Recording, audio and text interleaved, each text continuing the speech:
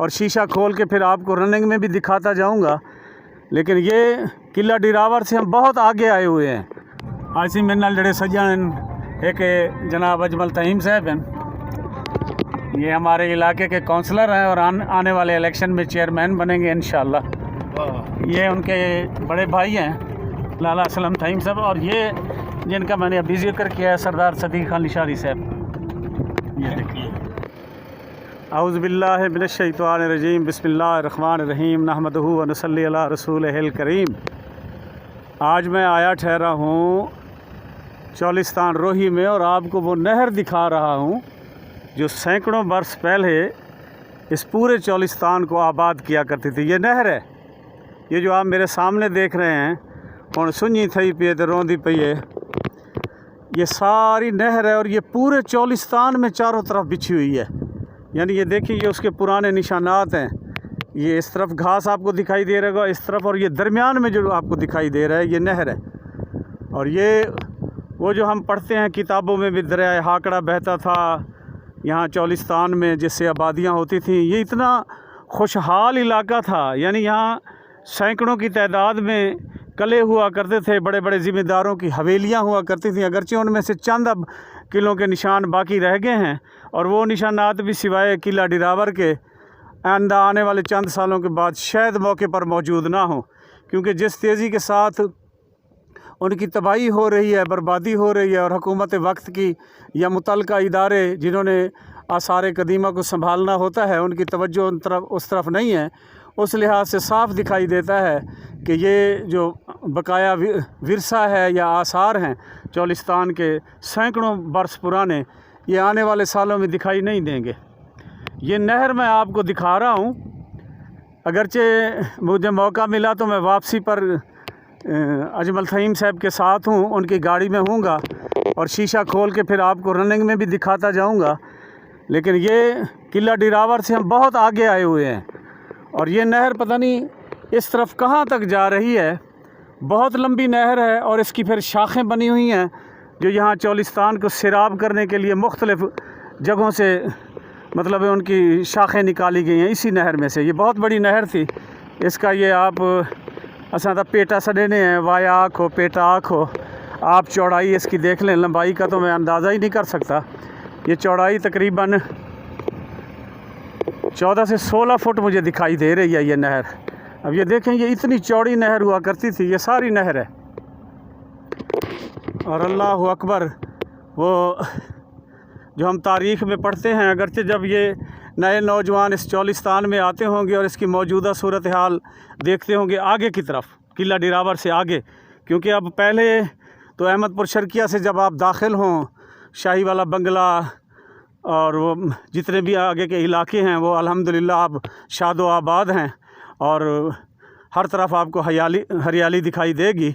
लेकिन फिर आप जब किला डिरावर पर पहुंच जाएं और वहां से आगे निकलें तो फिर आपको असल रोही फिर दिखाई देना शुरू हो जाएगी। रोही, ये देखें, ये सारी रोही है।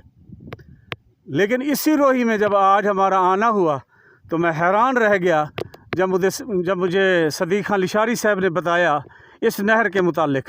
और ये तकरीबन हम 10 किलोमीटर फासला अंदर तय करके आ चुके हैं। ये नहर अभी जारी और सारी है, और ये यहाँ से आगे कहाँ तक जा रही है, ये इतना लंबा सफ़र मुमकिन नहीं है हमारे लिए, क्योंकि गर्मी बहुत ज़्यादा होती जा रही है। और ये चौलिस्तान कोई 2, 4, 10 मीलों पर तो मुहित है नहीं, और सैकड़ों मीलों पर ये चारों तरफ फैला हुआ है। और ये नहर भी यकीनन उस दौर की बनी हुई है और पता नहीं कितनी लंबी है। लेकिन ये देख लें आप कि ये जो चौलिस्तान जिसकी हम पुरानी कहानियाँ पढ़ते हैं कि ये शादो आबाद हुआ करता था, सरसब्ज़ हुआ करता था, वो आज इस नहर को देखकर तो मुझे उन कहानियों पर मुकम्मल यकीन आ गया है। पहले मैं ये समझा करता था कि शायद ये लोग कहानियाँ हैं, ऐसे ही लिखने वाले लिख देते हैं। ये तो जंगल था, चारों तरफ टीले थे, रेत उड़ रही होती है, यहाँ कहाँ ये आबाद होगा, बस कहीं कहीं कुछ फासले पर कोई 2-4 घर हुआ करते होंगे। लेकिन नहीं, वो मेरी सारी बातें आज ये इस नहर को देखकर गलत हो गई। और वो जो तारीख़ बाज़ जगहों पर लिखी हुई है, बाज़ बताते हैं कि ये आबाद व शाद था, ये यकीनन यही था। तो आज हम आपको ये वही नहर ही दिखा रहे हैं। मैं अब कोशिश करता हूँ कि जब वापसी पे यहाँ से जाऊँ तो ये कुछ फासले तक और भी आपको दिखाऊँ, ताकि आप महजूज हों और तसव्वुर करें कि जिस दौर में ये नहर बहती होगी, ये चोलिस्तान आबाद होगा, यहाँ क्या माहौल होगा।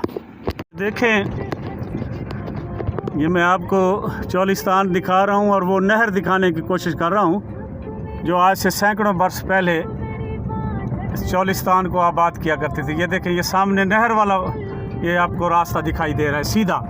अब हम इस तरफ मुड़ रहे हैं क्योंकि नहर के दरमियान में अब जड़ी बूटियाँ हैं और कांटों वाली भी हैं। ये ना हो जो सारी गाड़ी पंचर थी खड़ी हुए तो रोल बनी सही था, तो इसलिए हम इस तरफ गाड़ी को ले आए हैं अपनी। लेकिन मैं ये आपको नहर दिखाता चलूँ, ये जो साथ आपको दिखाई दे रही है, ये देखें। आज सी मेरे नाल जड़े सज्जन एक जनाब अजमल तहीम साहब हैं, ये हमारे इलाके के काउंसलर हैं और आने वाले इलेक्शन में चेयरमैन बनेंगे इंशाल्लाह। ये उनके बड़े भाई हैं लाला असलम तहीम साहब, और ये जिनका मैंने अभी जिक्र किया है सरदार सदीक खान लिशारी साहब। ये देखिए, अब मैं आपको नहर ही दिखाऊँ। ये देखें जी। अच्छा, ये आप इन ज़मीनों की शादाबी का अंदाज़ा यहाँ से लगा लें कि यहाँ अभी खेती बाड़ी नहीं होती, लेकिन ये ज़मीनों में आपको जड़ी बूटियाँ भरी हुई दिखाई दे रही हैं। ख़ास तौर पर यहाँ जो कतरन की बूटी है और खार, वो चप्पे चप्पे पे दिखाई देगी। ये कतरन मैं आपको बता दूं, शायद इसको उर्दू में कुछ और कहते हों। इससे शरबत बनता है जो गर्मियों में बंदे को ठंडा ठार कर देता है। कतरन द शरबत सबने ऐसा को। तो यहाँ ये जो है आपको छोटी छोटी बूटियाँ सब्ज़ दिखाई दे रही हैं भरी हुई, ये सब कतरन है। और ये जो बड़ा बड़ा कुछ ये दिखाई दे रहा है, ये वाला ये देखें, और ये किनारे पर ये देखें, ये खार है। इससे सर्फ बनता है, साबुन बनता है। और मैं आपको बताऊं कि इसका चोलिस्तान का जो ठेका है खार का, इन इलाकों में तो वो खैर वो जो ठेकेदार हैं वो आते ही नहीं हैं यहाँ, क्योंकि कम तादाद है। और जिन इलाकों में ये खार मतलब बेइंतहा है, सिर्फ उन्हीं इलाकों का ठेका 16 करोड़ रुपए सालाना का है, और ये हर साल बढ़ रहा है। यानी ये देखें कि बड़ी बड़ी पार्टियाँ यहाँ से खार ट्रकों में लेकर जाते हैं, फिर उससे सर्फ, साबुन और पता नहीं क्या क्या चीज़ें बनाती हैं जो रोज़मर्रा के कामों में इस्तेमाल होती हैं। तो ये चोलिस्तान भरा पड़ा है अल्लाह पाक की नेमतों से, मादनियात से। ये वो दूसरी तरफ ये देखें, वो नहर वाला हिस्सा आपको दिखाई दे रहा होगा। ये है वो नहर, वो अजीमुशान नहर है ये। यानी ये आखिरी नवाब सर सादिक अहमद ख़ान पंजुम अब्बासी, जिनको लोग प्यार से दूल्हा सिंह कहते थे, उनके दौर तक भी ये कुछ ना कुछ रवां दवां ही थी। लेकिन ये है उससे बहुत पुरानी, सैकड़ों बरस पुरानी ये नहर थी, और ये पूरे चोलिस्तान में बहती थी। और इसकी मुख्तलिफ़ शाखें जो हैं इस पूरे चोलिस्तान को, जिसकी ज़मीन लाखों मुरब्बे पर मुहीत है, उसको सिराब किया करती थी।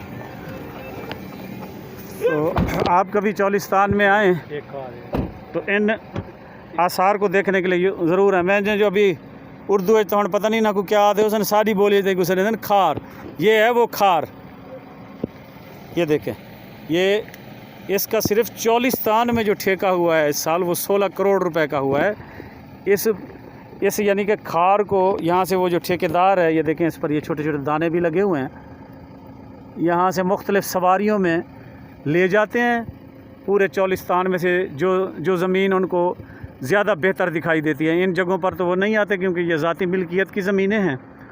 तो वहाँ से फिर ये अपनी सवारियों में इसको भर कर फिर जहाँ जहाँ उनकी फैक्ट्रियाँ लगी हुई हैं, लाहौर, कराची या जहाँ भी, वहाँ जाकर इसी खार से वो फिर सर्फ, साबुन और मुख्तलिफ़ अशिया बनाते हैं।